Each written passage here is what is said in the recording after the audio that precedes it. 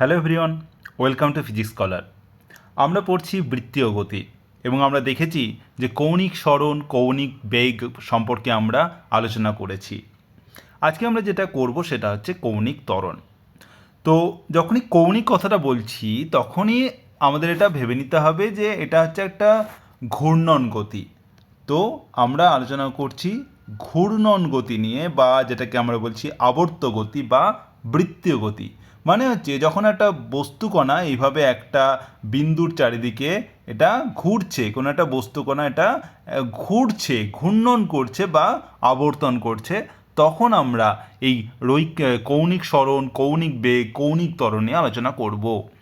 তো কৌণিক সরণ সম্পর্কে আমরা জেনেছি, যখন একটা বস্তু ধরো একটা পজিশন এতে ছিল, পরে একটা পজিশন বিতে এলো, তাহলে কৌণিক সরণ কত হবে? যে না, এ হচ্ছে কতটা এই থিটা গেল, কতটা ও কোণ বরাবর সরলো, কতটা কোণ সরলো, সেটাই হচ্ছে ওর কৌণিক সরণ। কৌণিক সরণ। তাহলে কৌণিক সরণ বলতে আমরা কি বলেছিলাম? যে কতটা কোণও সরলো একটা পজিশন থেকে অন্য পজিশনে যেতে গেলে, তো সেটা হচ্ছে আর কৌণিক সরণ। কৌণিক বেগ সম্পর্কে কি জেনেছি? কৌণিক বেগকে বলা হয় অ্যাঙ্গুলার ভেলোসিটি। কৌণিক সরণকে বলা হয় অ্যাঙ্গুলার ডিসপ্লেসমেন্ট। কৌণিক বেগকে বলা হয় অ্যাঙ্গুলার ভেলোসিটি, আর কৌণিক সরণকে বলা হয় অ্যাঙ্গুলার ডিসপ্লেসমেন্ট। বোঝা গেল? এবার আসবো আমরা কৌণিক বেগ সম্পর্কে। তাহলে কৌণিক বেগ সম্পর্কে আমরা কি জানি? কৌণিক বেগ হচ্ছে কৌণিক সরণ পরিবর্তনের হার। মানে হচ্ছে সময়ের সাথে কৌণিক সরণ বাই সময়, মানে সময়ের সাথে সাথে কৌণিক সরণ কিভাবে পরিবর্তন হচ্ছে তার যে অনুপাত, মানে কৌণিক সরণের পরিবর্তন কতটা হচ্ছে আর কত সময় হচ্ছে, তাদের যে অনুপাত, সেটাই আমরা পাচ্ছিলাম কৌণিক বেগ। তাহলে ধরো আমি বললাম যে টি সময়ে কৌণিক সরণ হচ্ছে থিটা, তাহলে ওর কৌণিক বেগ কত? ওমেগা সমান হচ্ছে থিটা বাই টি। এবার ধরো বলা হলো যে কোনো এক সময়ে ওর কৌণিক সরণ ছিল θ1, এবং t1 সময় পরে তার কৌণিক সরণ হচ্ছে θ2, মানে টি সময় পরে ওর কৌণিক সরণ θ1 থেকে θ2 হলো। তাহলে বলো ওর কৌণিক বেগ কত? তাহলে কৌণিক বেগ কত হবে? যে সরণের কৌণিক সরণের পরিবর্তন, মানে θ2 মাইনাস θ1 এতটা পরিবর্তন হলো বাই সময়, কত সময়ে? টি সময়ে। তাহলে কৌণিক বেগ কত হবে? ওমেগা সমান হচ্ছে θ2 মাইনাস θ1 বাই টি। এবার আসছি আমরা কৌণিক ত্বরণ। কৌণিক ত্বরণ বলতে বোঝাচ্ছে যে কৌণিক বেগ পরিবর্তনের হার বাই সময়। কৌণিক বেগের পরিবর্তন বাই সময়। এবার এটা ছিল ওমেগা, ছিল কৌণিক বেগ, মানে কত সময়ে কতটা কৌণিক সরণ সরলো, মানে একটা নির্দিষ্ট সময়ে কতটা কৌণিক সরণ হলো, সেটার পরিমাপ দেয় ওমেগা বা কৌণিক বেগ। এবার এই কৌণিক বেগ যদি পরিবর্তন হয়, যেমন ধরো তুমি যদি ফ্যান চালাও, তোমার বাড়িতে যদি ফ্যান চালাও, তাহলে দেখবে যে যখন তুমি সুইচটা টিপলে তখন দেখবে যে পাখাটা ঘুরতে শুরু করলো, এবং আস্তে আস্তে কী হতো, ওর স্পিড বাড়তে লাগলো, তাই না? মানে যতক্ষণ না পুরো দমে ঘুরছে তার আগে পর্যন্ত ও কিন্তু স্পিড কিন্তু বাড়তে থাকবে। এই যে বাড়ছে মানে কি, ওর স্পিড, মানে ওই যে কৌণিক বেগ, সেটা কিন্তু ওর বাড়তে থাকছে। এই যে বাড়ছে মানে ক্রমবর্ধমান বাড়া। আমরা তো আগেই পড়েছি যে ত্বরণ কাকে বলে। ত্বরণ মানে বেগ যদি পরিবর্তন হয় তাহলে তাকে ত্বরণ বলা হয়, যে সময়ের সাথে বেগ পরিবর্তন হয়। তো সেই রকমই কৌণিক ত্বরণ হচ্ছে যে সময়ের সাথে কৌণিক বেগ পরিবর্তনকে বলা হয়, সময়ের সাপেক্ষে কৌণিক বেগের পরিবর্তনকে বলা হয় কৌণিক ত্বরণ। তার মানে ধরো কোনো একটা সময় ওর বেগ ছিল ওমেগা 1, এটা আমি সব কিছু কৌণিক বেগ নিয়ে বলছি। তো কৌণিক বেগ হচ্ছে ওমেগা 1, এবং পরবর্তী মুহূর্তে কিছুটা টাইম পরে হলো ওমেগা 2, এবং টাইমটা হচ্ছে টি। তাহলে বলো কৌণিক ত্বরণ কত? কৌণিক ত্বরণকে আমরা সবসময় আলফা দিয়ে প্রকাশ করি। আলফা এর মতো দেখতে, বাট একটু মানে এটা হয় এরকম, কিন্তু আলফা হচ্ছে এই। তো আলফা সমান হচ্ছে যে কতটা কৌণিক বেগ পরিবর্তন হলো, ওমেগা 2 মাইনাস ওমেগা 1 বাই কত সময়, টি সময়ে। এইটাই হচ্ছে তোমার কৌণিক ত্বরণ। তাহলে কৌণিক ত্বরণ বলতে আমরা বোঝাই যে কৌণিক বেগের পরিবর্তন বাই সময়, মানে omega 2 minus omega 1 by T. এবার আসছি তাৎক্ষণিক কৌণিক ত্বরণ। তাৎক্ষণিক কৌণিক ত্বরণ বলতে তাৎক্ষণিক কথাটা আমরা তখনই ব্যবহার করব যখন আমরা খুব কম সময়ের জন্য বলবো যে একটা পার্টিকুলার মুহূর্ত, যে একটা মানে কোনো একটা মুহূর্তে বেগ কত, কোনো একটা মুহূর্তে ত্বরণ কত, কোনো একটা মুহূর্তে কৌণিক ত্বরণ কত, সেইটা হচ্ছে তাৎক্ষণিক কৌণিক ত্বরণ। তাৎক্ষণিক কৌণিক ত্বরণ মানে আমি বললাম যে ধরো একটা বস্তু এইভাবে ঘুরছে, কোনো একটা বস্তু বা অবজেক্ট ঘুরছে এবং বলা হলো যে এই পজিশানে, এই যে এখন যেখানে আছে সেই পজিশানে ওর কৌণিক ত্বরণ কত। এই যে একটা পার্টিকুলার পজিশানে বা পার্টিকুলার টাইমে ওর কৌণিক ত্বরণ কত, সেইটা আমরা বলবো কিভাবে, তাৎক্ষণিক কথাটা ব্যবহার করে। ইনস্ট্যান্টেনিয়াস মানে ওই মুহূর্তে কত, বোঝা গেল, সেইটা হচ্ছে তাৎক্ষণিক কৌণিক ত্বরণ। এবার আমি ধরে নিলাম যে ধরো যে ওর মানে ডেল্টাটি সময় অবকাশে ওর বেগ পরিবর্তন হয়েছে কত, বেগ পরিবর্তন হয়েছে ডেল্টা ওমেগা। ঠিক আছে, ডেল্টা ওমেগাকে আমি বললাম যে কতটা বেগ পরিবর্তন হয়েছে, যখনই পরিবর্তন হবে তখন ডেল্টা দিয়ে প্রকাশ করতে পারো। আর ডেল্টাটি হচ্ছে কতটা সময় পরিবর্তন হয়েছে, ডেল্টাটি। তাহলে তুমি বলো যে আলফা মানে কৌণিক ত্বরণ কীভাবে লিখবো।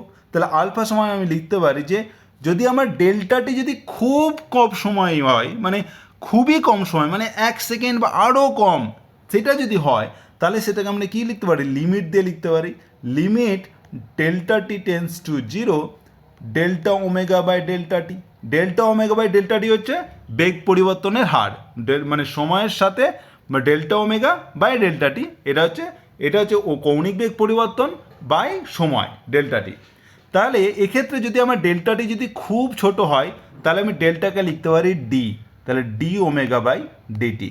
তার মানে কি আমি আলফাকে লিখতে পারি, আলফা সমান হচ্ছে D omega by DT. Alpha সমান হচ্ছে ডি ওমেগা বাই ডিটি। এবার আমরা জানি যে ওমেগা সমান হচ্ছে ডি থিটা বাই ডিটি, এটা আমরা আগে পড়েছি। তার মানে হচ্ছে আলফা সমান আমরা কী লিখতে পারি, যে আলফা সমান হচ্ছে ডি ওমেগা বাই ডিটি। তাহলে ডি ডিটি থেকে গেল, আর ওমেগার জায়গায় আমি কী বসাবো, ডি থিটা বাই ডিটি। তাহলে ডি থিটা বাই ডিটি, তাহলে আমরা পেলাম d2 theta by d2 theta by dt2। ওকে, তাহলে আলফা সমান আমরা লিখতে পারছি d2 থিটা বাই dt2। তাহলে আলফা সমান ডি ওমেগা বাই ডিটি বা আলফা সমান d2 থিটা বাই dt2। আর আগে পড়েছিলাম আলফা সমান হচ্ছে omega 2 minus omega 1 by T. বোঝা গেল। এবার ধরো এই যে আলফা আমি পেলাম, এই আলফাটা হচ্ছে কৌণিক ত্বরণ। এবার ধরো যখন আমি যেটা বলছিলাম যে একটা বৈদ্যুতিক পাখা বা ইলেকট্রিক ফ্যান যখন আমরা ঘরে আমি চালাই, তখন কি হয়, আস্তে আস্তে কি হয়, ওর প্রথমে কি থাকে, স্থির থাকে। তো যখন আমি পাখার কথা বলছি, বৈদ্যুতিক পাখা, যে যখন হচ্ছে তুমি সুইচ অন করছো তখন কি হবে, মানে অন করার আগের মুহূর্তে ও কিন্তু স্থির ছিল, রাইট। তার মানে কি ওর কৌণিক বেগ কত হবে, কৌণিক বেগ হচ্ছে ধরো আমি ওমেগা 1 দিলাম, ওমেগা 1 0, তাহলে একটা স্থির অবস্থায় থাকলে ওমেগা 1 0 হয়ে গেল। এবার যখনই তুমি অন করলে তো তখন কী হবে, পাখা ঘুরতে থাকবে, ঘুরতে কী হবে, যে ওর কৌণিক বেগ আস্তে আস্তে বাড়তে থাকবে। এবং ধরো কোনো একটা মুহূর্তে ধরো টি সময়ে ওর কৌণিক বেগ হচ্ছে ওমেগা 2, তাহলে একটা ওমেগা 2 হলো। তাহলে বলো, তাহলে কৌণিক ত্বরণ কত হবে, আলফা সমান হচ্ছে omega 2 minus omega 1 by T. তাহলে ওমেগা 2 আর ওমেগা 1 0, তাহলে 0 বাই টি, তাহলে ওমেগা 2 বাই টি। তাহলে প্রত্যেক মুহূর্তে কী হচ্ছে, ওর কৌণিক ত্বরণ থাকছে, মানে বাড়ছে। ঠিক আছে। এবার ধরো যে যখন আমি পাখাটা বন্ধ করছি তখন কি হবে, যে তখন কোনো একটা ধরো পাখাটা খুব সুন্দর করে ঘুরছিল, তখন একটা কৌণিক বেগ ছিল ধরো ওমেগা 1 সমান হচ্ছে ধরো ওমেগা। ঠিক আছে। এবং পাখাটা ঘুরতে এবার যখন তুমি সুইচ অফ করে দেবে তখন দেখবে পাখাটা আস্তে আস্তে ঘোরা বন্ধ করতে শুরু করে দেবে, কিন্তু গতিজাড্যের জন্য কী হবে, ও কিন্তু ঘুরতে থাকবে, কিন্তু এবার আস্তে আস্তে কী হবে, ওর স্পিডটা কমে যাবে। তখন আস্তে আস্তে ঘুরতে কী হবে, ও একটা সময় থেমে যাবে, মানে ওমেগা টু কত হবে, 0 হয়ে যাবে। তখন ওর যদি ত্বরণ বার করো কী হবে, আলফা সমান কী হয়ে যাবে, আলফা সমান হচ্ছে omega two minus omega one by t. আর ওমেগা টি হচ্ছে এখানে 0, ওমেগা ওয়ান মানে ওমেগা বাই টি মানে মাইনাস ওমেগা বাই টি। দেখো এখানে মাইনাস চলে এলো, এই যে মাইনাস চলে এলো যেটা আমরা পড়েছিলাম না যে মন্দন, সেই মন্দন এইটা হচ্ছে সেই জন্য যখন তুমি থেমে যাচ্ছে মানে হচ্ছে একটা চলছিল ঘুরছিল, ঘোরা থেকে তারপরে আস্তে আস্তে থেমে যাচ্ছে, তখন যে ত্বরণ কৌণিক ত্বরণ সেটাকে আমরা বলবো কৌণিক মন্দন। কৌণিক মন্দন, এবং কৌণিক মন্দন হচ্ছে আসলে একটা ঋণাত্মক ত্বরণ। কারণ হচ্ছে ঋণাত্মক থাকছে, তো মাইনাস ওমেগা বাই টি। আর ওমেগা বাই টি মানে কি, ওমেগা বাই টি হচ্ছে ত্বরণ, তার মানে হচ্ছে ঋণাত্মক ত্বরণ। তাহলে কৌণিক মন্দনকে আমরা বলতে পারি ঋণাত্মক মন্দন। তো যখনই তুমি দেখবে যে বস্তু একটা কৌণিক বেগে যাচ্ছিল এবং থেমে যাচ্ছে, তখন তুমি কি করবে, মন্দন ব্যবহার করতে হবে। আর যখন কোনো বস্তু তার বেগ বাড়ছে, তখন হচ্ছে তার ক্ষেত্রে ত্বরণ বার করতে হবে। ঠিক আছে। আর আরেকটা জিনিস মনে রাখবে যে কৌণিক ত্বরণ হচ্ছে অক্ষীয় ভেক্টর। কৌণিক ত্বরণ হচ্ছে অক্ষীয় ভেক্টর, যেটা আমরা বলেছিলাম যে তোমার হচ্ছে রৈখিক ত্বরণ, রৈখিক বেগ, রৈখিক সরণ, এগুলো সব কিন্তু ছিল মেরু ভেক্টর, মানে একটা পার্টিকুলার দিক আছে। কিন্তু কৌণিক ত্বরণের এইগুলোর ক্ষেত্রে কিন্তু এরকমভাবে যেহেতু ঘুরছে, তো সেই ক্ষেত্রে তোমাকে দিকটা প্রকাশ করতে গেলে সবসময় তাদের অক্ষ বরাবর প্রকাশ করতে হয় উপরের দিকে নয় নিচের দিকে, তার জন্য এগুলো বলা হয় অক্ষীয় ভেক্টর। যদি ধরো যে তোমার একটা বস্তু এইভাবে ঘুরছে, এইভাবে বামাবর্তী বা অ্যান্টি ক্লকওয়াইজ বা ঘড়ির কাঁটার বিপরীত দিকে, তখন কি হবে, একটা যদি স্ক্রু নিয়ে নাও তাহলে দেখবে যদি বাঁ দিক দিয়ে ঘোরাও, মানে একটা যদি ধরো শিশি নাও, শিশির ঢাকনাকে তুমি যদি বাঁ দিক দিয়ে ঘোরাও তাহলে দেখবে শিশির ঢাকনাটা আস্তে আস্তে গিয়ে উপরের দিকে উঠে আসছে, মানে কি এইভাবে উপরের দিকে উঠে আসবে। তার মানে যদি তুমি বামাবর্তী মানে ডান দিক থেকে বাম দিক বরাবর ঘোরে, মানে হচ্ছে ঘড়ি কাঁটার বিপরীত দিকে ঘোরে, তখন সর্বদাই মানে তোমার এই যে রৈখিক ত্বরণ, রৈখিক বেগ, কৌণিক বেগ, কৌণিক ত্বরণ, কৌণিক সরণ, এগুলো সবের কী হবে, অভিমুখ কোন দিকে হবে, অক্ষীয় ভেক্টরের দিকে, উপরের দিকে হবে। কিন্তু যদি তুমি যদি এবার ঘুরিয়ে দাও, মানে হচ্ছে যদি ধরো তুমি উল্টো দিকে ঘোরাও, এবার হচ্ছে ধরো ঘড়ির কাঁটার দিকে ঘোরাও, তাহলে কি হবে, তাদের বেগ মানে তাদের যে অভিমুখ হবে, যে কৌণিক সরণ, কৌণিক বেগ, কৌণিক ত্বরণের অভিমুখ হবে যে তোমার হচ্ছে অক্ষীয় ভেক্টরের দিকে, কিন্তু হচ্ছে মানে ঘূর্ণাক্ষের দিকে, বাট নিচের দিকে থাকবে। ঠিক আছে, উপরের দিকে থাকবে না। কারণ হচ্ছে তুমি যখন একটা শিশিকে তুমি ডান দিকে ঘোরাও, তখন দেখবে যে শিশিটা কী হবে, ওই শিশির ঢাকনাটা কী হবে, নিচের দিকে চলে যাবে। তো সেই জন্য সেই হিসেবে আমরা এটা ব্যবহার করি। তার জন্য কৌণিক ত্বরণ হচ্ছে একটা অক্ষীয় ভেক্টর। কৌণিক ত্বরণ হচ্ছে একটা অক্ষীয় ভেক্টর। এবার যখন হচ্ছে কৌণিক ত্বরণ কী হবে, নিচের দিকে হবে যদি এটা ডান দিকে ঘোরে। ঠিক আছে, ডান দিকে ঘুরলে নিচের দিকে, বাম দিকে ঘুরলে উপর দিকে। এবার ধরো যদি মন্দন হয়, মন্দন কি, মন্দন সবসময় ত্বরণের বিপরীত দিকে থাকে। তার মানে কি, যখন বাম দিকে ঘুরবে, যখন মানে ঘড়ি কাঁটার বিপরীত দিকে ঘুরবে, তখন হচ্ছে মন্দন কী হবে, নিচের দিকে হবে। ঠিক আছে, মন্দন সবসময় ত্বরণের উল্টো দিকে। ত্বরণ যদি উপর দিকে হয়, মন্দন কোন দিকে হবে, নিচের দিকে হবে। বোঝা গেল। আবার যদি উল্টোটা হয়, ঘড়ির কাঁটার দিকে যদি ঘোরে কোনো বস্তুকণা, তাহলে কৌণিক ত্বরণ কোন দিকে হয়, নিচের দিকে হয়, ঘূর্ণাক্ষের দিকে নিচের দিকে, তাহলে মন্দন কোন দিকে হবে, উপরের দিকে। বোঝা গেল, এটা সবসময় বিপরীত দিকে হয়।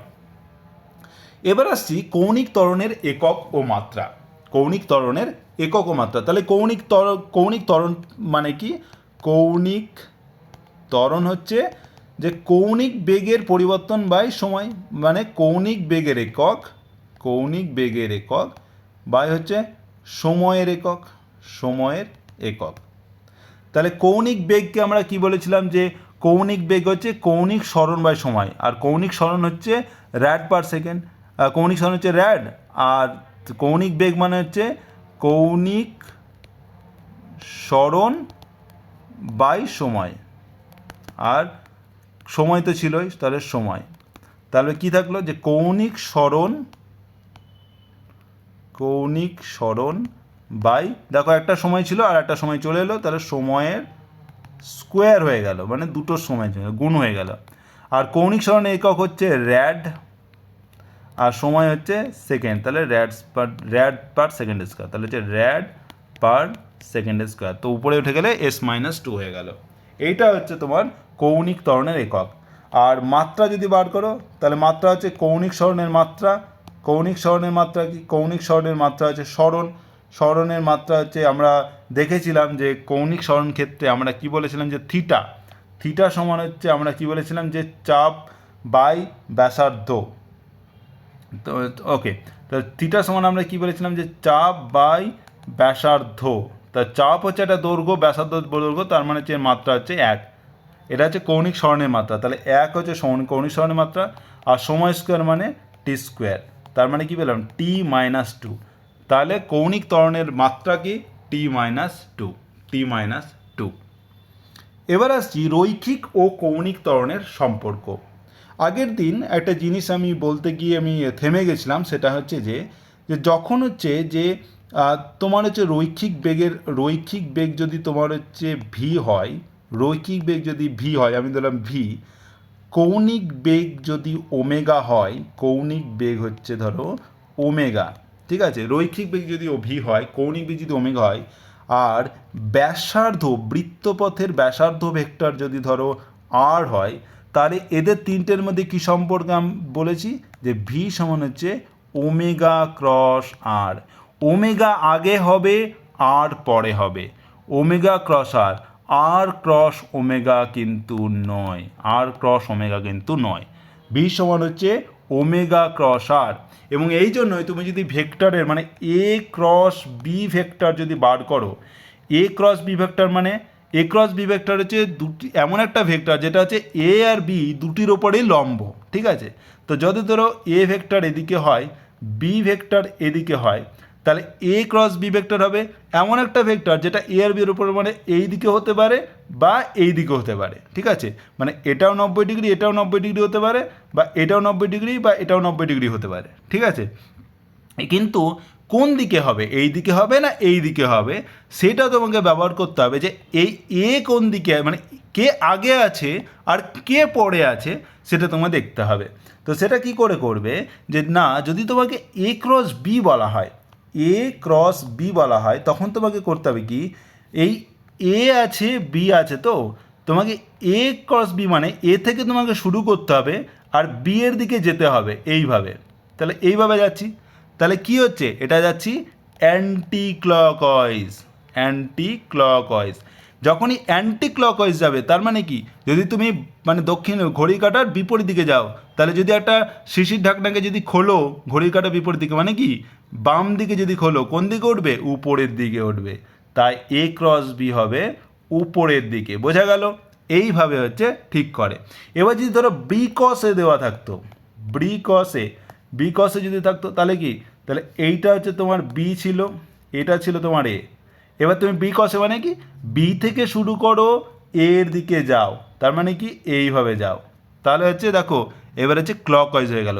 তাহলে ক্লকওয়াইজ হলে কোন দিকে যায়, যে অবশ্যই মানে ঘড়ির কাঁটার দিকে যাচ্ছে। এবার যদি একটা শিশির ঢাকনাকে তুমি ঘড়ির কাঁটার দিকে ঘোরাও, তুমি দেখবে যে শিশির ঢাকনাটা আরও ঢুকে যাবে, নিচের দিকে নেমে আসবে। তো সেই জন্য এ ক্রস বি হবে, বি ক্রসে হবে নিচের দিকে, বিকসে হবে নিচের দিকে। এইভাবে হচ্ছে তোমাদের হচ্ছে ডাইরেকশানগুলো করতে হয়, যে কোন দিকে হবে। বিকসে আর এ ক্রস বি দুটোই কিন্তু বি আর এর উপর লম্ব, কিন্তু এদের ডাইরেকশান কিন্তু আলাদা। তো সেরকমই যখন আমি ভি ক্রস ওমেগা মানে ভি সমান হচ্ছে ওমেগা ক্রস আর করি, তখন যদি একটা বস্তুকণা এইভাবে ঘোরে, তখন ভি কোন দিকে কাজ করে? ভি সবসময় কাজ করে এই বরাবর। এটা আমরা কি করে দেখতে পাবো, সেটা হচ্ছে যে ধরো একটা এটা যদি আর ভেক্টর এই বরাবর হয়, আমি বলেছি মূলবিন্দু থেকে বস্তুকণার দিকে হয় আর ভেক্টর, ঠিক আছে? আর তোমার একটা ঘূর্ণাঙ্ক থাকে, এই হচ্ছে ওর ঘূর্ণাক্ষ। ঘূর্ণাক্ষ বরাবর যদি ধরো ওমেগা কাজ করে, ওমেগা কাজ করছে এই বরাবর ওমেগা, ঠিক আছে? বস্তুটা ঘুরছে হচ্ছে এই বরাবর, এই দিকে ঘুরছে, তাহলে মানে যে অ্যান্টি ক্লকওয়াইজ মানে ওমেগা কোন দিকে কাজ করবে? উপরের দিকে কাজ করবে। তাহলে দেখো এখানে হচ্ছে আর ক্রস ওমেগা যদি বার করি, মানে সরি, এখানে আমাকে কী বার করতে হবে? ওমেগা ক্রস আর বার করতে হবে।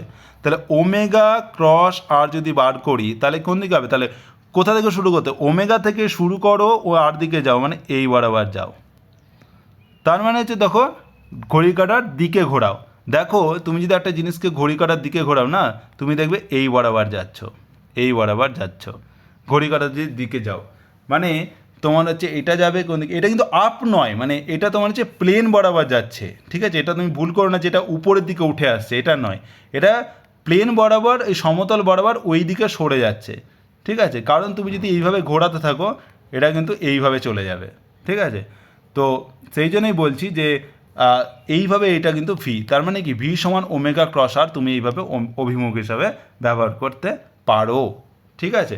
এবার আমার যেটা ছিল যে রৈখিক ও কৌণিক ত্বরণের সম্পর্ক যদি বার করি, তো সেক্ষেত্রে কি করব না, ওকে আমি একটু জায়গা খালি করে নিই এখানে, ওকে। তো আমাকে কি বলেছে যে রৈখিক ও কৌণিক ত্বরণের সম্পর্ক কি করব, তাহলে আমরা জানি কি, তাহলে ভি সমান হচ্ছে ওমেগা ক্রস আর, এইটা আমি ব্যবহার করব। এবার ধরো যে কোনো একটা সময়ে টি সময়ে ধরো ওর বেগ ভি ওয়ান থেকে পরিবর্তিত হয়ে ভি টু হলো, আর সেই মুহূর্তে ওমেগা ওয়ান থেকে হলো কি ওমেগা টু, তাহলে মানে কি ওর বেগ পরিবর্তন হলো তবে আমি ত্বরণ বার করতে পারবো, তাহলে যদি বেগ পরিবর্তন হয় তাহলে তবে ত্বরণ পাবো। তাহলে ভি ওয়ান সমান আমি লিখতে পারি যেহেতু আর হচ্ছে ধরো ওর ব্যাসার্ধ, তাহলে ভি সমান হচ্ছে ওমেগা ক্রস আর, আর ভি টু সমান হচ্ছে ওমেগা টু ক্রস আর। তার মানে হচ্ছে ত্বরণ কি, ত্বরণ হচ্ছে আমরা রৈখিক ত্বরণ যদি বার করি, রৈখিক ত্বরণ হচ্ছে কি বেগ পরিবর্তনের হার, রৈখিক v two minus v one by t, এটা হচ্ছে ওর রৈখিক বেগের পরিবর্তনের হার, এটা হচ্ছে রৈখিক ত্বরণ, রৈখিক ত্বরণ। তার মানে কি ভি টুর জায়গায় কি লিখতে পারি, ভি টু হচ্ছে omega two cross r by t minus omega one, v one হচ্ছে omega one cross r by t লিখতে পারি। তাহলে এক্ষেত্রে লিখতে পারি যে আমি যদি কমন নিয়ে নিই তাহলে পাবো omega two minus omega one by t cross r. এই omega two minus omega one by t এটা হচ্ছে তোমার কৌণিক ত্বরণ আলফা ইন্টু আর। তাহলে আমি কী পেলাম যে রৈখিক ত্বরণ এ সমান হচ্ছে কৌণিক ত্বরণ আলফা গণিত আর। ওকে, এইটা হচ্ছে তোমার, এটা তোমার রৈখিক ত্বরণ, এটা হচ্ছে তোমার কৌণিক ত্বরণ, এটা হচ্ছে তোমার ব্যাসার্ধ, এটা হচ্ছে ব্যাসার্ধ, এটা হচ্ছে কৌণিক ত্বরণ, কৌণিক ত্বরণ, এটা হচ্ছে তোমার রৈখিক ত্বরণ। তাহলে রৈখিক ত্বরণ মানে হচ্ছে রৈখিক ত্বরণ সমান হচ্ছে কৌণিক ত্বরণ গণিত হচ্ছে ব্যাসার্ধ, কৌণিক ত্বরণ গণিত হচ্ছে ব্যাসার্ধ। এবার যদি দিক দেখো তাহলে তুমি একই পাবে যে যদি তোমার হচ্ছে কৌণিক ত্বরণ যদি এই বরাবর হয়, কৌণিক ত্বরণ আলফা যদি এই বরাবর হয়, আর যদি আর যদি এই বরাবর হয় তাহলে সবসময় তোমার এ হবে ওই ভি বরাবরই হবে, ঠিক আছে? তো এই হচ্ছে তোমার রৈখিক ও কৌণিক ত্বরণের সম্পর্ক।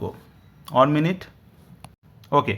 এবার আমরা পড়ব স্মৃতিবিজ্ঞান সংক্রান্ত আবর্ত গতির সমীকরণ। যখন আমরা ওই একমাত্রিক গতি পড়েছিলাম তখন কয়েকটা আমরা ফর্মুলা বা সূত্র পেয়েছিলাম যে আমি যদি ভি জানি, ইউ জানি, টি জানি, এ জানি, এস জানি, এইগুলো যদি জানি তাহলে এদের মধ্যে মানে কি করে একটা সম্পর্ক তৈরি করতে পারবো, তাই না?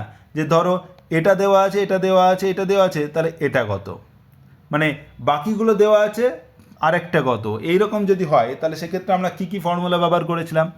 একটা ফর্মুলা কী ছিল যে ভি সমান হচ্ছে ইউ প্লাস এটি, মানে যদি সময় দেওয়া থাকে, ত্বরণ দেওয়া থাকে, এটা কিন্তু সমত্বরণে গতি আমরা বলেছিলাম, সমত্বরণে গতি, সমত্বরণে গতির ক্ষেত্রে এই সব মানে সমীকরণগুলো স্মৃতিবিজ্ঞানের ক্ষেত্রে আমরা ব্যবহার করেছিলাম যে যখন সমত্বরণ মানে এ হচ্ছে ধ্রুবক, এ হচ্ছে ধ্রুবক, তার ক্ষেত্রে ধরো ইউ হচ্ছে প্রাথমিক বেগ, ইউ হচ্ছে প্রাথমিক বেগ, তাহলে ইউ হচ্ছে প্রাথমিক বেগ, এ হচ্ছে ধ্রুবক, আর টি হচ্ছে সময়, তাহলে বেগ আমি পেয়ে যেতাম, মানে অন্তিম বেগ হচ্ছে ভি সমান হচ্ছে ইউ প্লাস এটি। 2 নম্বর ইকুয়েশন কি পেয়েছিলাম যে সরণ কতটা হয়, এর সমান হচ্ছে ইউ টি প্লাস হাফ এ টি স্কোয়ার, মানে ইউ দেওয়া আছে, টি দেওয়া আছে, এ দেওয়া আছে, তাহলে এস কত সেটা বার করতে পারবো। আর 3 নম্বর পড়েছিলাম যে ভি স্কোয়ার সমান হচ্ছে ইউ স্কোয়ার প্লাস 2s, মানে হচ্ছে যদি আমার প্রাথমিক বেগ দেওয়া আছে, ত্বরণ দেওয়া আছে, সরণ দেওয়া আছে, তাহলে আমি অন্তিম বেগ বার করতে পারবো এইভাবে, ভি স্কোয়ার সমান হচ্ছে ইউ স্কোয়ার প্লাস 2s। এবার তুমি যদি দেখো যে কৌণিক গতির ক্ষেত্রে বা আবর্ত গতির ক্ষেত্রে বা বৃত্ত গতির ক্ষেত্রে আমি বলেছি যে একটা থাকে কৌণিক সরণ হচ্ছে থিটা, আর রৈখিকের ক্ষেত্রে আমরা যদি কম্প্যারিজন করি, রৈখিকের ক্ষেত্রে আমি কী পেয়েছিলাম, এটা পেয়েছিলাম এস। মানে কৌণিক, এটা হচ্ছে কৌণিকে হচ্ছে থিটা, স্মরণ হচ্ছে এখানে থিটা, রৈখিকের ক্ষেত্রে এস। এবার যদি বেগ নাও, বেগ আমরা কৌণিকের ক্ষেত্রে আমরা বললাম ওমেগা, রৈখিক ক্ষেত্রে ছিল ভি। আর ত্বরণের ক্ষেত্রে কী ছিল, এখানে আমরা বলছি কৌণিক ক্ষেত্রে আলফা, রৈখিকের ক্ষেত্রে এ। তো এই যে এরা কিন্তু পরস্পর কিন্তু সমতুল্য হয়ে যাচ্ছে, এটাও স্মরণ, এটাও স্মরণ, এটাও বেগ, এটাও বেগ, এটাও ত্বরণ, এটাও ত্বরণ। তো আমরা কি করব, যে যেহেতু আমরা শুধুমাত্র তাহলে কি করব, যে যেহেতু এগুলো সমতুল্য, তো আমরা ভি এর জায়গায় ওমেগা বসাবো, এ এর জায়গায় আলফা বসাবো, আর এস এর জায়গায় কি বসাবো, থিটা বসাবো। ঠিক আছে, তাহলে সেইটা আমরা করব। আর একটা জিনিস মনে রাখো, যে ওমেগা সমান হচ্ছে থিটা বাই টি, যেমন হচ্ছে ভি সমান হচ্ছে S by T, say omega সমান, তাহলে থিটা সমান লিখতে পারি ওমেগা টি, যেরকম হচ্ছে এস সমান হচ্ছে ভিটি। ঠিক আছে, এই দুটো ব্যবহার করতে পারি। আর এবার হচ্ছে ফর্মুলা যদি লেখো, তাহলে ফর্মুলা হবে যে প্রথমটা যদি লেখো, ভি সমান হচ্ছে ইউ প্লাস এটি, এটাকে আমি ভি আর ইউ আলাদা হয়, কিন্তু এই ক্ষেত্রে আমি যদি ওমেগা টু নিলাম, যে অন্তিম কৌণিক বেগ সমান হচ্ছে প্রাথমিক কৌণিক বেগ প্লাস এর যা কী হবে আলফা আর টি, এইটা হচ্ছে তোমার একটা ফর্মুলা হয়ে যাবে। ওমেগা ওয়ান সমান কি, ওমেগা ওয়ান সমান হচ্ছে প্রাথমিক কৌণিক বেগ, প্রাথমিক কৌণিক বেগ, প্রাথমিক কৌণিক বেগ। ওমেগা টুটি কি, অন্তিম কৌণিক বেগ, অন্তিম কৌণিক বেগ। আলফা কি, কৌণিক ত্বরণ, কৌণিক ত্বরণ, আলফা হচ্ছে কৌণিক ত্বরণ। তাহলে ওমেগা টু সমান হচ্ছে omega one plus alpha T. এসের জায়গায় কী লিখবো, থিটা, তাহলে থিটা সমান হচ্ছে, এটা হচ্ছে থিটা সমান হচ্ছে কৌণিক সরণ, কৌণিক সরণ। তাহলে থিটা সমান লিখতে পারি ইউ এর জায়গায় ওমেগা ওয়ান লিখলাম, omega one t plus half, এর জায়গায় আলফা টি স্কোয়ার, তাহলে থিটা সমান হচ্ছে omega one t plus half alpha টি স্কোয়ার।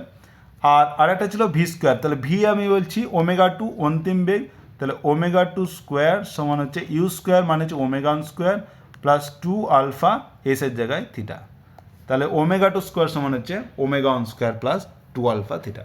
তো কৌণিক বেগ বা আবর্ত গতির ক্ষেত্রে, বৃত্তীয় গতির ক্ষেত্রে আমরা এই তিনটে ফর্মুলা কিন্তু ব্যবহার করব, এই তিনটে ব্যবহার করে আমরা বিভিন্ন প্রবলেম সলভ করব। এবং প্রথম কোশ্চেন আমরা যেটা করব, এটা আমরা দেখে নেব যে কীভাবে আমরা এই ফর্মুলাগুলো ব্যবহার করতে পারি। তো প্রথম কোশ্চেন, একটি চাকতি সমকৌণিক ত্বরণে, এখানে দেখো সমকৌণিক ত্বরণ, আমি এখানে আগেই বলেছি যে এই ফর্মুলাগুলো ব্যবহার হয় কার ক্ষেত্রে, সমত্বরণে গতির ক্ষেত্রে। যখন বস্তুতে ত্বরণ কিন্তু সমান হয়, সমত্বরণ ধ্রুবক হয়, মানে ত্বরণ বাড়ে না, অসমত্বরণ হয় না, তখন হচ্ছে সমত্বরণে গতি, তখনই কিন্তু এই ফর্মুলা ব্যবহার হবে। সেরকমই এই ফর্মুলাগুলো ব্যবহার করতে পারবে যখন তোমার বলবে যে আলফা হচ্ছে ধ্রুবক, আলফা হচ্ছে ধ্রুবক মানে সমকৌণিক গতি, সমকৌণিক গতি। তো শুধুমাত্র সমকৌণিক গতির ক্ষেত্রে এই ফর্মুলাগুলো ব্যবহার করতে পারবে। তাহলে কোশ্চেনটা কি বলেছে, যে একটি চাকতি সমকৌণিক ত্বরণে তার কক্ষের চারিদিকে ঘুরতে শুরু করে মানে কি, তার প্রাথমিক কৌণিক বেগ ওমেগা ওয়ান জিরো, বোঝা গেল, শুরু করা মানে ওমেগা ওয়ান জিরো। সমকৌণিক ত্বরণ মানে ত্বরণ হচ্ছে আলফা, ঠিক আছে, আলফার মান দেওয়া হয়নি, আলফা, ঠিক আছে। যদি দুই পাকের শেষে, এবার একটা জিনিস মাথায় রাখবে, যখন হচ্ছে একটা বস্তু ঘুরছে, এক পাক দেওয়া মানে হচ্ছে, এটা খুব ভালো করে মনে রাখবে, এক পাক মানে হচ্ছে কতটা সরণ হয়, কৌণিক সরণ থিটা, থিটা কত হবে, টু পাই, থিটা হবে টু পাই। এক পাক মানে হচ্ছে পুরোটা ঘুরলো মানে কতটা অ্যাঙ্গেল ঘুরলো, পুরো 360 ডিগ্রি ঘুরলো, 360 ডিগ্রি ঘোরা মানে হচ্ছে 180 ডিগ্রি মানে হচ্ছে পাই, তাহলে 360 ডিগ্রি মানে হচ্ছে টু পাই, তার মানে হচ্ছে ওর এক পাকে কৌণিক সরণ, যদি তোমার এক পাক দেওয়া আছে মানে কৌণিক সরণ দেওয়া আছে, ঠিক আছে, এইটা মাথায় রাখবে। তাহলে এক পাক মানে হচ্ছে থিটা মানে হচ্ছে কৌণিক সরণ, কৌণিক সরণ, তাহলে কৌণিক সরণ কত হবে, টু পাই। এবার তোমাকে কি দিয়েছে, দুই পাক দেওয়া আছে, দুই পাক মানে হচ্ছে কৌণিক সরণ কত দেওয়া আছে, থিটা সমান হচ্ছে টু পাই গণিত টু মানে হচ্ছে 4 পাই, তাহলে কৌণিক সরণ দেওয়া আছে 4 পাই। এবার বলছে চাকতিটির কৌণিক বেগ হলো 2 পাই র্যাড পার সেকেন্ড, মানে হচ্ছে দু পাকের শেষে ওর কৌণিক বেগ বাড়তে বাড়তে কি হলো, ওমেগা টু হয়ে গেল কত, 2 পাই র্যাড পার সেকেন্ড দেওয়া আছে, 2 পাই র্যাড পার সেকেন্ড। তাহলে ওমেগা 2 দেওয়া আছে, ওমেগা 1 দেওয়া আছে, থিটা দেওয়া আছে, তোমাকে কী বার করতে হবে? তোমাকে আলফা বার করো এখান থেকে আগে। আমি পরে যেটা বলেছে সেটা আমি পরে করছি, আগে আমি আলফা বার করে নিচ্ছি। আলফা সমান কি?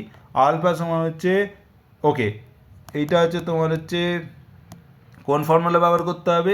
তোমাকে ওমেগা দেওয়া আছে, থিটা দেওয়া আছে, তাহলে আমি বার করব আলফা, তার মানে হচ্ছে ওমেগা 2 স্কোয়ার সমান omega 1 square plus 2 alpha theta. আর একটা জিনিস মনে রাখবে, এখানে কিন্তু প্রথমে কিন্তু বেগ ছিল 0, তারপরে হচ্ছে বেগ হয়েছে ও 2 পাই, মানে কি ত্বরণে বাড়ছে, মানে এটা হবে পজিটিভ। তাহলে হচ্ছে ওমেগা 2 স্কোয়ার সমান হচ্ছে omega 1 square plus 2 alpha theta. তাহলে এখান থেকে আলফা সমান কী পাবো? যে omega 2 square minus omega 1 square by 2 theta. এটা যদি বসাও তাহলে কী পাবে? ওমেগা 2 কত দেওয়া আছে? ওমেগা 2 দেওয়া আছে 2 পাই, তাহলে 2 পাই স্কোয়ার ওমেগা 1 স্কোয়ার, ওমেগা 1 তো 0, তারপরে 2, আর থিটা সমান কত দেওয়া আছে? থিটা সমান 4 পাই দেওয়া আছে। তাহলে কত পেলাম? এটা সমান হচ্ছে 2 দিয়ে 4, 4 পাই স্কোয়ার বাই 8 পাই, মানে হচ্ছে একটা পাই কেটে গেল আর এদিকে 2 চলে এলো, মানে পাই/2। আলফা সমান হচ্ছে কি পেলাম? পাই/2। আর একক কী হবে? র্যাড পার সেকেন্ডের স্কোয়ার, সবসময় একক লিখবে, র্যাড পার সেকেন্ডের স্কোয়ার। এবার আলফা দেওয়া আছে, এবার বললো তবে ঘোড়া শুরুর 8 সেকেন্ড পরে সেটি মোট কত পাক ঘুরবে? ঘোড়া শুরুর 8 সেকেন্ড পরে সেটি মোট কত পাক ঘুরবে, মানে কত পাক মানে কি? আবার তোমাকে সরণ চাইছে, কৌণিক সরণ চাইছে, কবে কত সময় পরে একটা সময় দেওয়া আছে, টি দেওয়া আছে, তাহলে টি দেওয়া আছে 8 সেকেন্ড, আর তোমাকে কি চাইছে? থিটা চাইছে, ঠিক আছে? কখন থেকে? ঘোড়া শুরু থেকে, মানে যখন তোমার হচ্ছে ইউ মানে ওমেগা 1 যখন 0। তাহলে এখান থেকে কী চাইছে? থিটা চাইছে। থিটা সমান কি? থিটা সমান হচ্ছে আমরা জানি omega 1t plus half alpha টি স্কোয়ার, তাই তো? তাহলে এক্ষেত্রে ওমেগা 1 তো 0, তাহলে এটা হচ্ছে হাফ আলফা টি স্কোয়ার। আলফা আমরা বার করেছি পাই/2 ইন্টু টি স্কোয়ার, টি দেওয়া আছে 8 সেকেন্ড, তাহলে 8 স্কোয়ার। তাহলে কী পেয়ে গেলাম? তাহলে 8×8 64/4, মানে হচ্ছে 64/4 মানে হচ্ছে 16, তার মানে হচ্ছে 16 ইন্টু পাই। আর 16 পাইকে এইভাবে লিখতে পারি যে 8 গণিত হচ্ছে 8 পাই, 8 গণিত 2 পাই, ঠিক আছে? 8 গণিত 2 পাই মানে হচ্ছে 8 গণিত 2 পাই, মানে হচ্ছে 2 পাই হচ্ছে 1 পাক, তাহলে 8 গণিত 2 পাই মানে হচ্ছে 8 পাক। ওকে, তাহলে 8 গণিত 2 পাই হচ্ছে 8 পাক, মানে 1 পাক মানে হচ্ছে 2 পাই, তাহলে 8 গণিত 16 পাই মানে হচ্ছে 8 পাক। তাহলে হচ্ছে কত পাক ঘুরবে বলেছে, তাহলে কত ঘুরবে? অ্যান্সার হবে 8 পাক ঘুরবে। বোঝা গেল? এইভাবে অঙ্ক করতে হয়।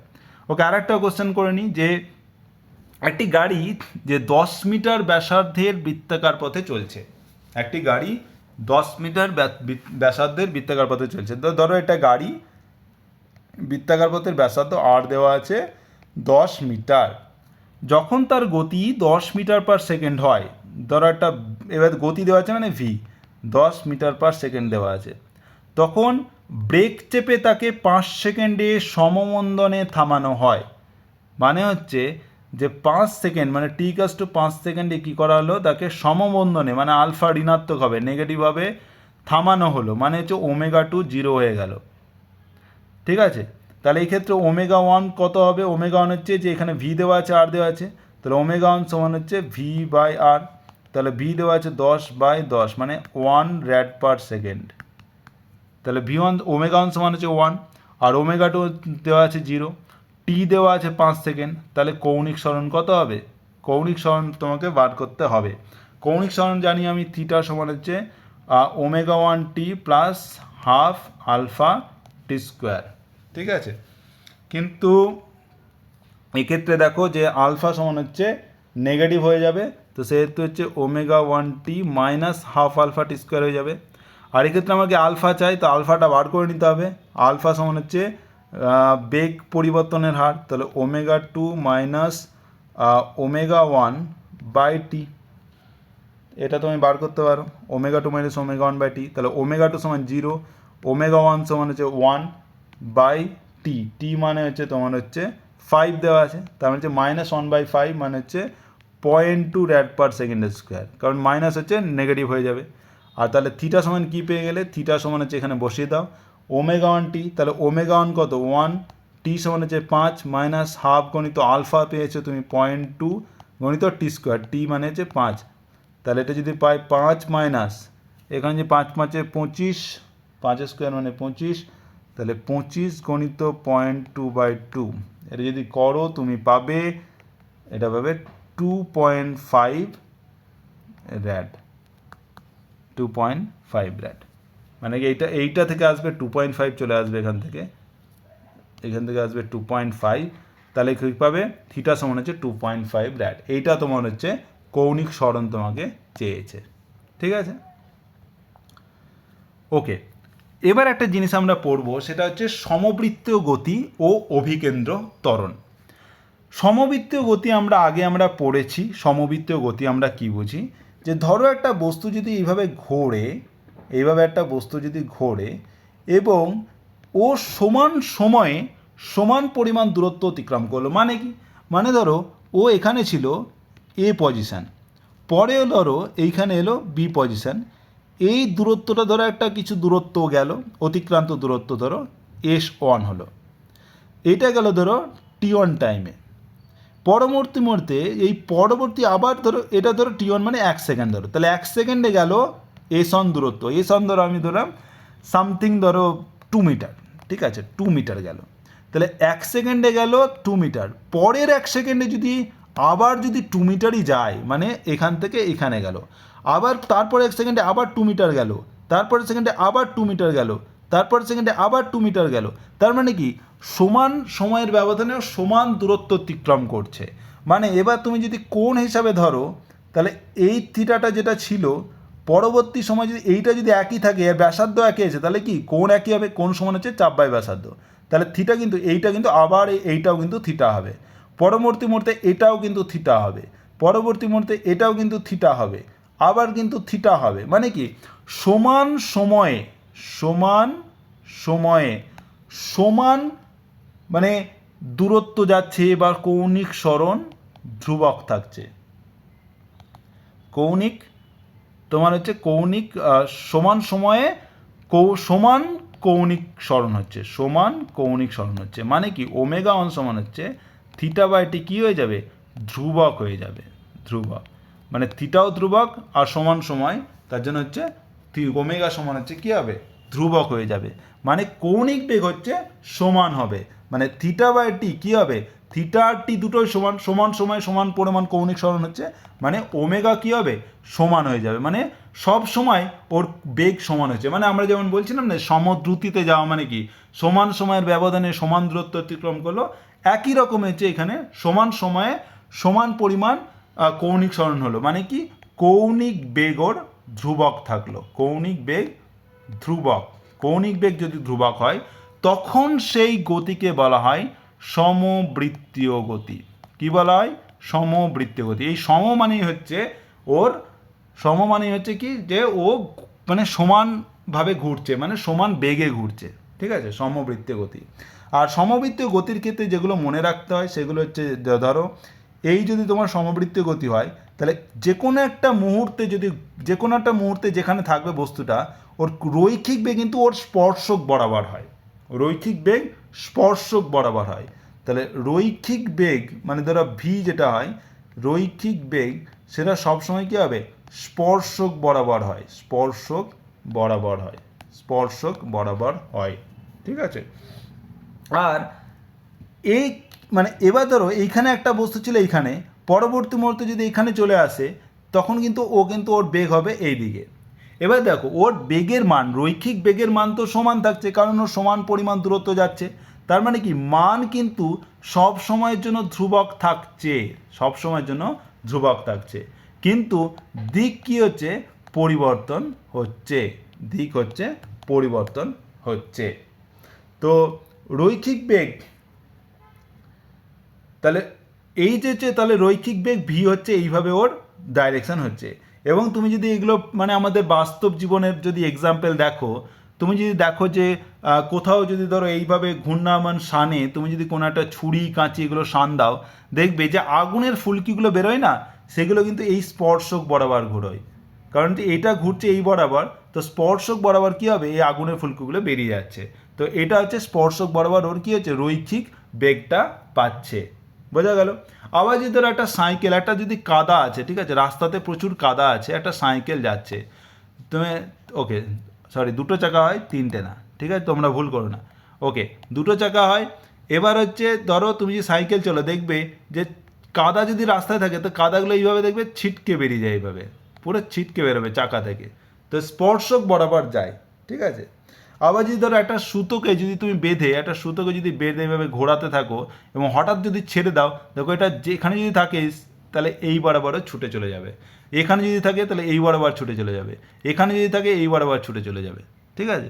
তাহলে সবসময় রৈখিক বেগের দিক কোন দিকে হয়, রৈখিক বেগের দিক হয়, রৈখিক বেগের দিকে সবসময় স্পর্শক বরাবর, ওই বৃত্তপথের স্পর্শক বরাবর যেখানে আছে সেইখান থেকে স্পর্শক বরাবর। বোঝা গেল? এবার আসছি অভিকেন্দ্র ত্বরণ বা সেন্ট্রিপিটাল অ্যাক্সিলারেশন। অভিকেন্দ্র ত্বরণ বা সেন্ট্রিপিটাল অ্যাক্সিলারেশন। এবার যখন আমি বললাম যে একটা বস্তুর এইভাবে যদি ঘোরে, একটা বস্তু যদি ঘুরছে, ঠিক আছে, একটা বস্তু ঘুরছে, তখন ওর রৈখিক বেগের, এটা হচ্ছে রৈখিক বেগ, এইদিকে ছিল v1 ধরো, পরবর্তী মুহূর্তে এইখানে হচ্ছে v1, মানে আবার এরকম, মানে ওর বেগের মান কিন্তু পরিবর্তন হচ্ছে না, মান পরিবর্তন হচ্ছে না, মান ধ্রুবক, মান হচ্ছে ধ্রুবক। কিন্তু দেখো দিক হচ্ছে কি, দিক সবসময় পরিবর্তনশীল, পরিবর্তনশীল, একবার এদিকে যাচ্ছিল, একবার এদিকে যাচ্ছিল, একবার এদিকে যাচ্ছিল, তাই না, দিক সবসময় পরিবর্তনশীল। এবার যখন তুমি একটা ভেক্টর পড়বে, ভেক্টর পড়বে, তুমি যখন একটা ভেক্টর পড়বে তখন ভেক্টরে কি থাকে, মান ও দিক দুই থাকবে, এবং এটাকে এইভাবে বলা হয় যে যখন মান ও দিক দুই পরিবর্তন না হয় তখনই একমাত্র ভেক্টর পরিবর্তন হয় না। মান ও দিক দুটি যদি পরিবর্তন না হয় তবেই ভেক্টরটা পরিবর্তন হয় না। এই মান ও দিকের যে কোনো একটার যদি পরিবর্তন হয় তাহলে বলবো ভেক্টরের পরিবর্তন হচ্ছে, তাহলে বলবো ভেক্টরের পরিবর্তন হচ্ছে। বোঝা গেল?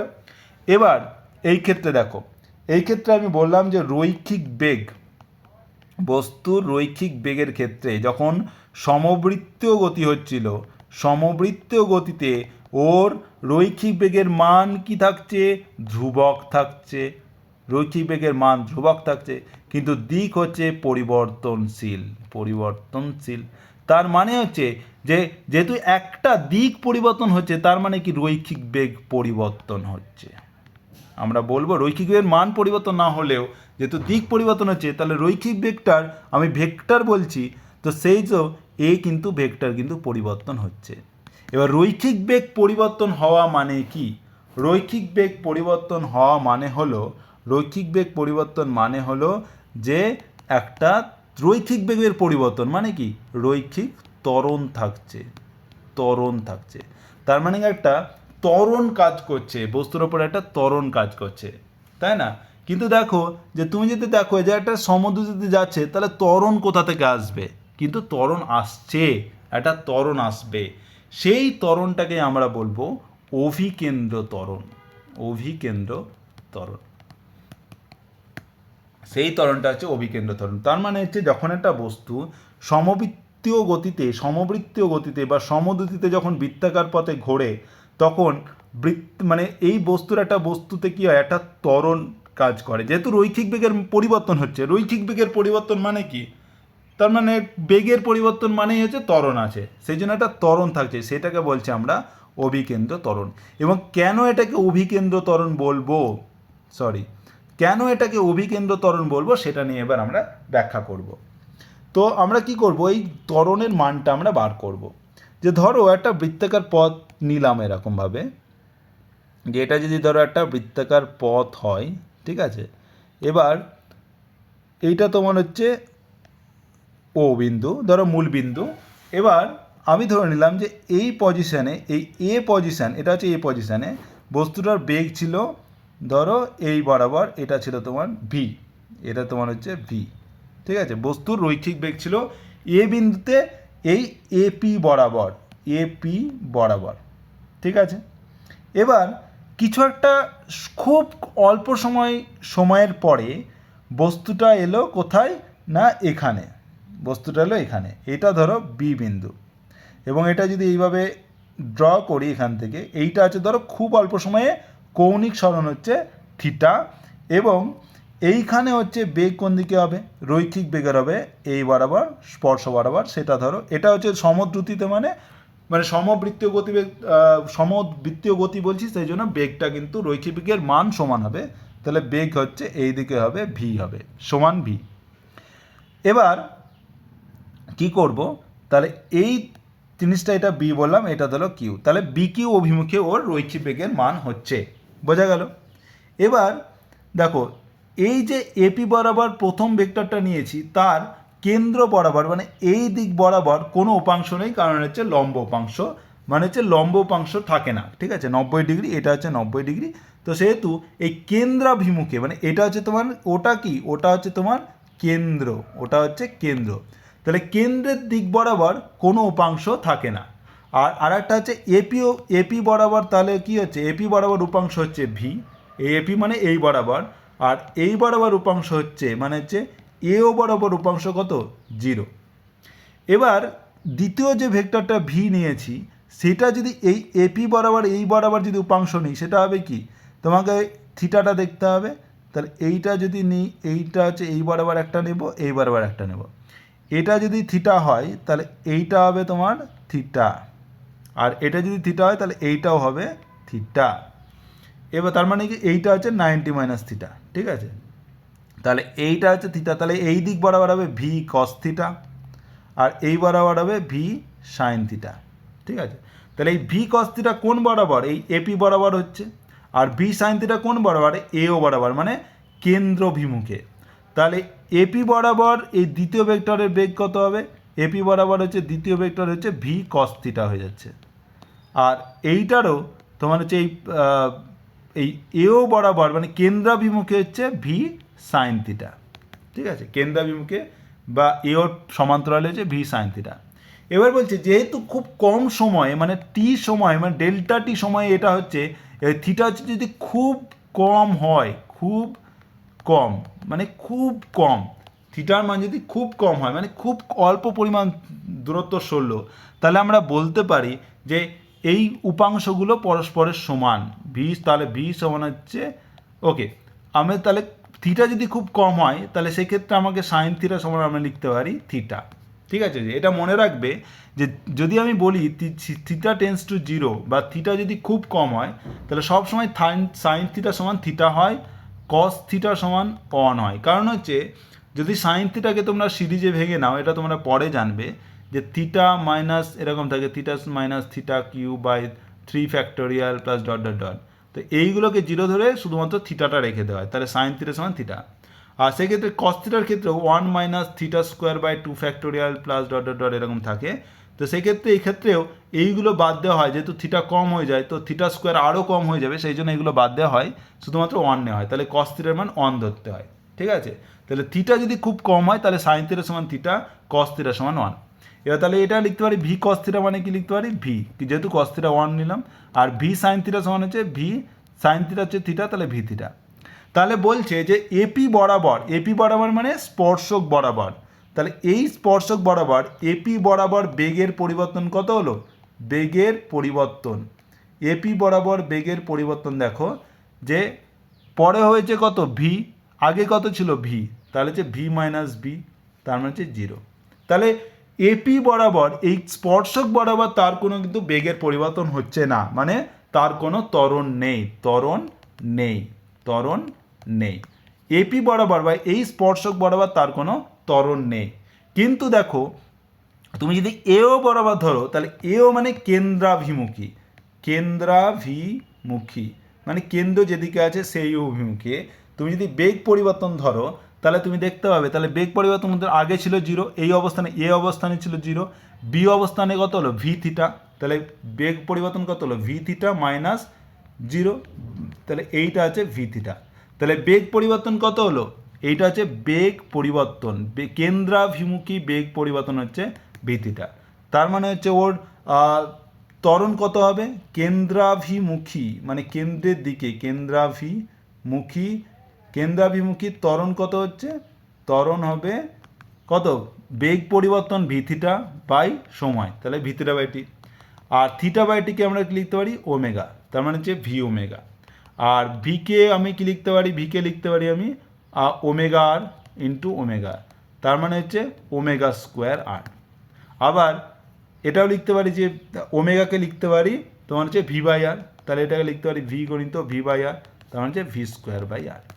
এই যে একটা কেন্দ্রাভিমুখী আমি ত্বরণ পাচ্ছি, এটাকেই বলা হচ্ছে অভিকেন্দ্র ত্বরণ, যার মান হচ্ছে ওমেগা স্কোয়ার আর বা ভি স্কোয়ার বাই আর, মানে দুটোই একই, ওমেগা স্কোয়ার আর ভি স্কোয়ার বাই। এটাকেই বলছে অভিকেন্দ্র ত্বরণ। মানে কোনো একটা বস্তু যখন এইভাবে ঘুরবে, সমদ্রুতিতে ঘুরবে, কোনো একটা বস্তু বা কণা যখন সমদ্রুতিতে বৃত্তাকার পথে ঘোরে, তখন বস্তুর কেন্দ্র অভিমুখে কি হয়? একটা ত্বরণ থাকে। মানে এইভাবে ঘুরছে একটা বস্তু, তখন সব সময় একটা কেন্দ্র অভিমুখে, যেখানেই থাকো কেন্দ্র অভিমুখে একটা কি হয়? একটা ত্বরণ কাজ করে, সেই ত্বরণকে বলা হয় অভিকেন্দ্র ত্বরণ। এই যে অভিকেন্দ্র মানে কেন্দ্র বরাবর, ও কেন্দ্রের অভিমুখে, অভিকেন্দ্র মানে কেন্দ্রের অভিমুখে একটা ত্বরণ থাকছে, সেই জন্য এই ত্বরণকে বলা হয় অভিকেন্দ্র ত্বরণ। এবং এক্ষেত্রে তুমি দেখো যে কোনো একটা মানে তুমি যদি একটা মানে যে কোনো একটা মুহূর্তে যে এইভাবে ঘুরছে, ধরো এইখানে আছে, এই ক্ষেত্রে ওর কিন্তু বেগ হচ্ছে এই দিকে, কিন্তু ওর ত্বরণ কোন দিকে হচ্ছে? ত্বরণ হচ্ছে কেন্দ্রাভিমুখে, তার মানে হচ্ছে তখন হচ্ছে বেগ এদিকে, ত্বরণ হচ্ছে এদিকে। তাহলে দেখো বেগ আর ত্বরণ পরস্পরের লম্বভাবে থাকছে। তাহলে সমবৃত্তীয় গতির ক্ষেত্রে কি হয়? বেগ আর ত্বরণ সবসময় পরস্পরের লম্বভাবে থাকে। আর অভিকেন্দ্র ত্বরণ বলতে এটা খুব ভালো করে মনে রাখবে, অভিকেন্দ্র মানে ত্বরণ তখনই হয় যখন একটা বস্তু ঘুরছে, তখন বস্তু কেন্দ্র বরাবর একটা সবসময় ত্বরণ অনুভব করে, সেই ত্বরণকে বলা হয় অভিকেন্দ্র ত্বরণ। বোঝা গেল? তো আজকে হচ্ছে এই পর্যন্তই। পরের ক্লাসে আমরা পড়ব অভিকেন্দ্র বল এবং অপকেন্দ্র বল নিয়ে।